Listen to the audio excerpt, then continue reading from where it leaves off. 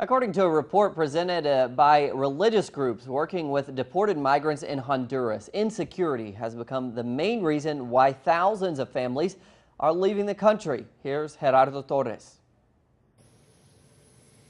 In 2014, 81,000 Hondurans were deported from the United States and Mexico. At least 30% of those then migrate again because their life is in danger in Honduras.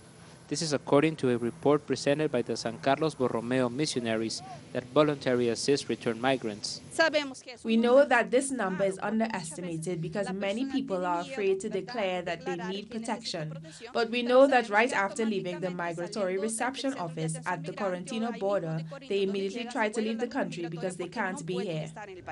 In Honduras, there are two reception offices, one in San Pedro Sula for the migrants that return from the United States by plane, and another on the south border of Corinto, where those deported from Mexico and coming by bus pass through. There is no follow-ups on any cases. There should be an identification mechanism of the protection needs of everyone who returns, because if that person can't be in the country and they are automatically let go and are told go now, there's nothing else to be done. That person is at risk. We know that many migrants have lost their lives in San Pedro Sula hours after being deported. Human rights organizations are asking the government to inform its citizens that in the United States they could declare themselves political refugees to avoid deportation. But according to the United Nations Refugee High Commissioner, that is something that the government is unlikely to do.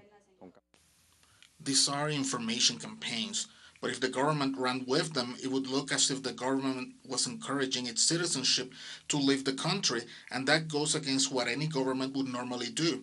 The government should use the resources it has to create the necessary conditions for its citizenship to have a dignified life.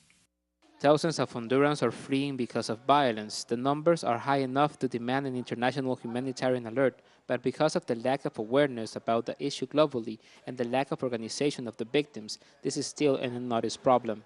Gerardo Torres, Telesur, Central America.